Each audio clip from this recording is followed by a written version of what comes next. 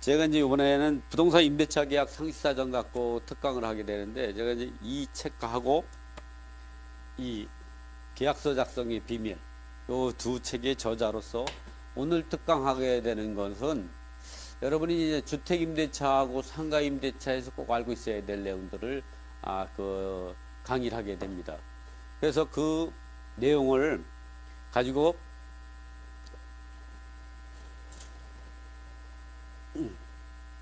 이제 보면 그 중에 제일 우리가 먼저 알아야 될 게 뭐냐면 주택 임차인. 먼저 이제 주택 임차인에 대해서 그 1시간 반 정도 하고, 나머지 1시간 정도는 이제 2시간 정도 하고, 그다음에 1시간 반 정도는 상가 임대차에 대해서 이제 강의를 할 건데요. 첫 번째 이제 주택 임대차 같은 경우는 주택 임차인이 꼭 알아야 되는 거죠. 그 중에서 첫 번째 제가 9개 사례를 갖다 만들어 봤는데, 주택 01 해가지고 주택 임대차 보법에서 적용 대상 건물과 보호 대상에서 제외된 경우는 어떤 건가, 이 부분에 대해서 한번 보겠습니다. 책에 보면 이 내용 같은 경우는 부동산 임대차 계약 상시사전에 있는 내용인데, 이 보면 이와 같이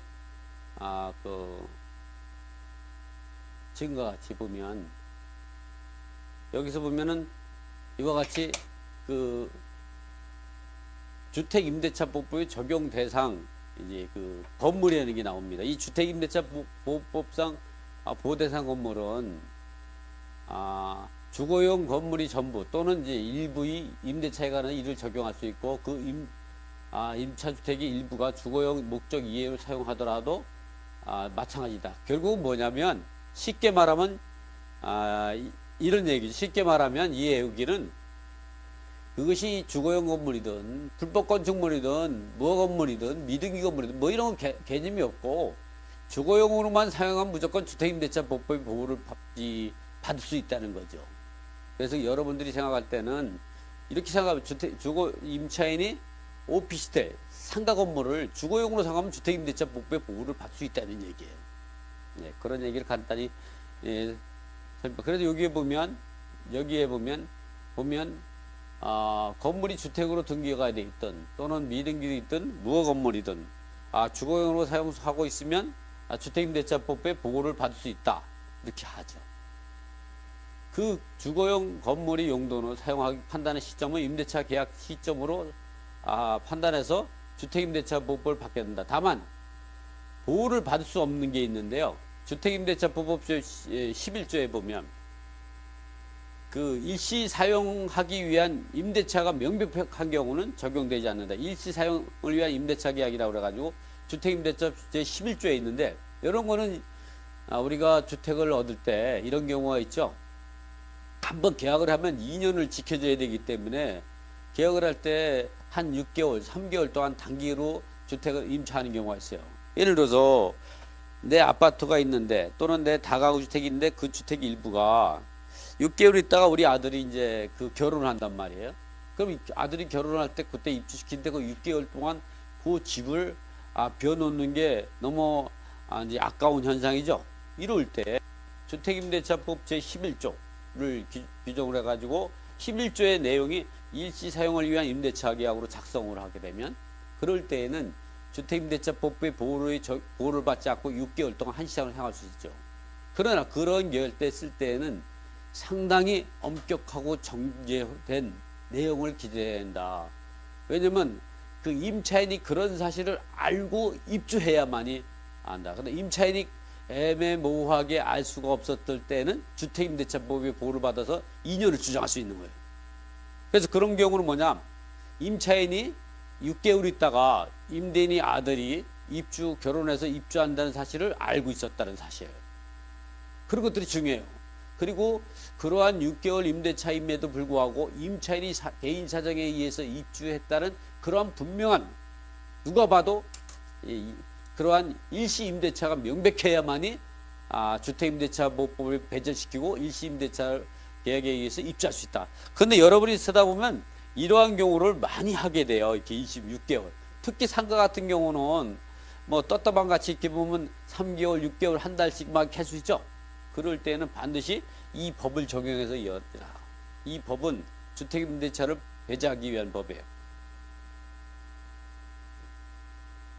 또 이게 건물의 일부가 주거용 또는 비주거용으로 경영이 되는 경우는 그 주택임대차법 제2조에 정한 주거용 건물에 해당되는지 여부의 판단 기준은 임대차 목적물이 그 공부상이 표시만을 기준으로 하는 것이 아니라 그 실제 용도에 따라서 건물의 일부가 임대차 목적이 되어 주거용과 비주거용으로 경영하는 것은 주거용으로 사용하는 주택임대차, 비주거는 상가건물 임대차법의 보호를 받는다는 것이 대법 94-52-522 내용이죠.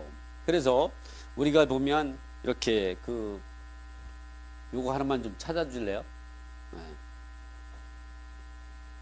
이 주거용, 비주거용을 겸용할 때 주거용 건물로 인정되는 경우, 이렇게 우리가 이런 경우를 상가주택이라고 하죠. 이런 경우 우리가 지봉, 상가주택이라고 하죠. 이렇게 상가주택 같은 경우는 1층은 상가, 또 2층하고 3층은 주택으로 사용하는 거죠. 이렇게 이럴 때 이렇게 상가주택 갖다가 일부는 주택, 일부는 상가를 가지고 있을 때 요 부분은 상가건물 임대차 법의 보호를 받는 거고, 이 부분은 주택임대차의 보호를 받는다는 거죠. 또는 이렇게 상가를 사용하더라도 이걸 실적으로 주거용으로 사용한다, 이런 주택임대차 법의 보호를 받을 수 있어요. 그 부분은 이제 다음에 딱 넘어가면, 그래서 이렇게 보면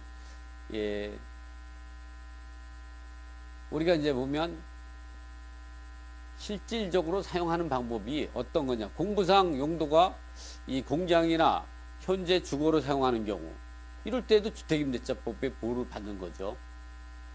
또 주택 일부를 점포로 개조한 경우, 이럴 때도 그 주택임대차법의 보호를 받을 수가 있는 거예요.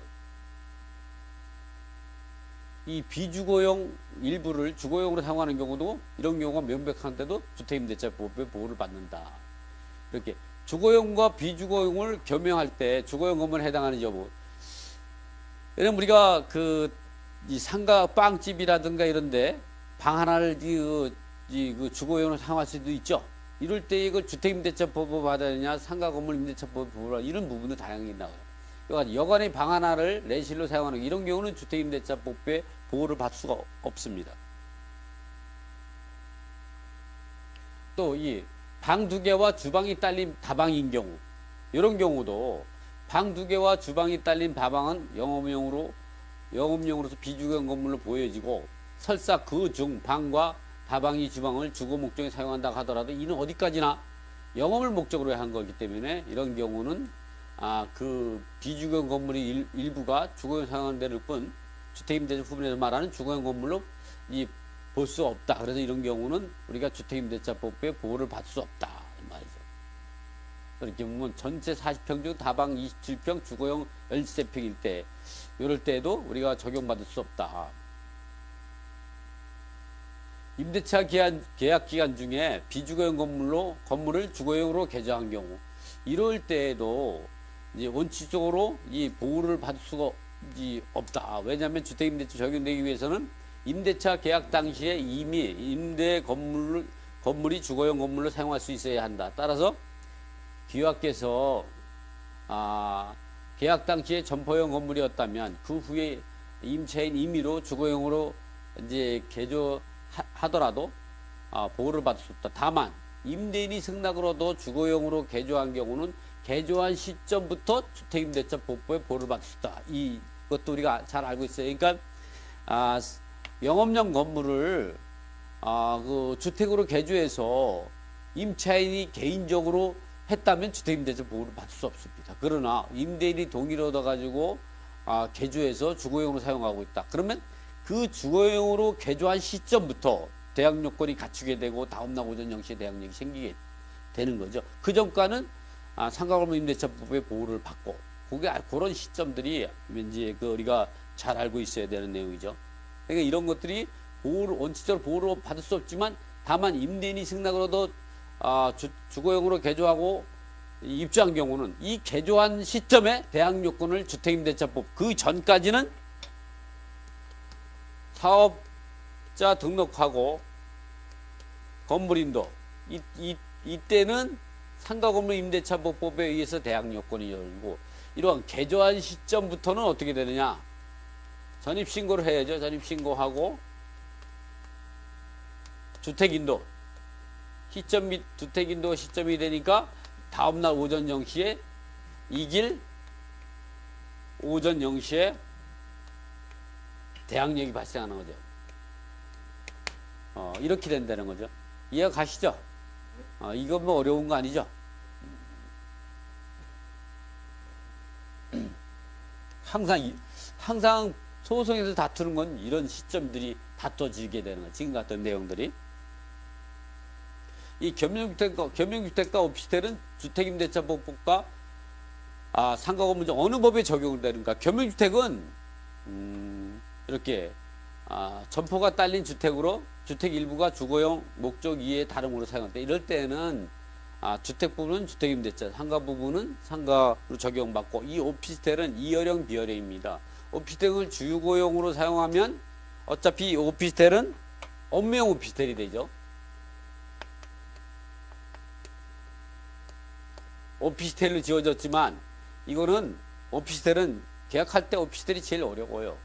오피스텔은 한 1억에서 2억밖에 안 가는 이런 금액으로 따지면 작은 금액이지만 이거는 주거용으로 전입신고도 하고 또 거주를 하게 되면 이런 경우는 주택임대차법의 주임법은 주택임대차법의 약자입니다. 주임법으로 보호를 받아요. 그러나 이게 업무용으로 사용한다. 그러니까 사업자와 이제 거주가 아니라 이거는 영업을 하는 거죠. 업무를 보면 이런 경우는 상위법으로.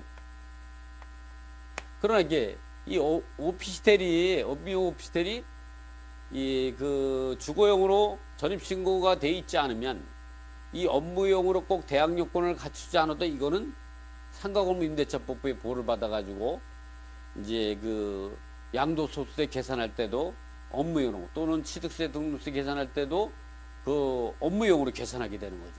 그래서 업무용 오피스텔은 주거용으로 사용하냐, 또는 이제 업무용으로 사용하냐. 그래서 우리가 1가구 1주택자 같은 경우는 이 전입신고를 하게 되면 2주택이 포함이 되는 거예요, 이거는. 그래서 전입신고를 못하게 해야죠. 계약할 때 아예 전입신고를 못하게. 왜냐면 1가구 본인이 가지고 있는 주택을 1가구 주택으로 비과세 받기 위해서. 그러나 자기의 주택이 없다 했을 때는 이렇게 전입신고를 하면 이거를 비과세 받을 수가 있는 거죠. 그것까지는. 그래서 오피스텔은 상당히 어떻게 사용해야하느냐에 따라 내가 주택이 다주택자다 할 때는 반드시 여기 세를 놓을 때는 업무용으로 세를 놔야죠. 그렇지만 1가구 1주택 이제 1가구 1주택일 때에는 요거는 주거로 놓으면 업무용으로 놔야죠. 이런 부분들. 또는 이게 주택이 없는 사람 주택이 오피스텔 하나가 있다. 그럼 이거는 주거용으로 나가지고 1가구 2주택으로 비과세 받아야죠. 이런 부분들이 오피스텔 같은 경우를. 그래서 오피스텔 분양을 공인중개사가 계약서 쓰고 나서 손해배상하는 경우 많습니다. 왜냐하면 이거를 분양할 때는 업무용 오피스텔이다 보니까 건물분 부가세가 있죠. 이런 부분들이 포함되는데 그런 부분들을 생각하지 않고 이제 계약하기 때문에 그렇다. 그래서 오피스텔 같은 경우는 이렇게 어떤 용도에 따라서 이제 세제 혜택을 볼 수도 있고, 또는 주택이 다주택자 같은 경우는 조정 대상 지역 같은 데는 지금은 2주택일 때 10%, 3주택 이상일 때는 20% 중과 제도가 생겼잖아요. 그런 부분들에 우리가 조심해야 된다. 이렇게 이제 보면 지금같이 우리가 주택임대차보호법의 보호를 받는 그 건물과 그리고 어떠한 요건을 갖춰야 되고, 또는 겸용주택 또는 오피스텔 시대에는 어떤 법에 적용을 받는가에 대해서 이제 알아봤습니다. 첫 번째.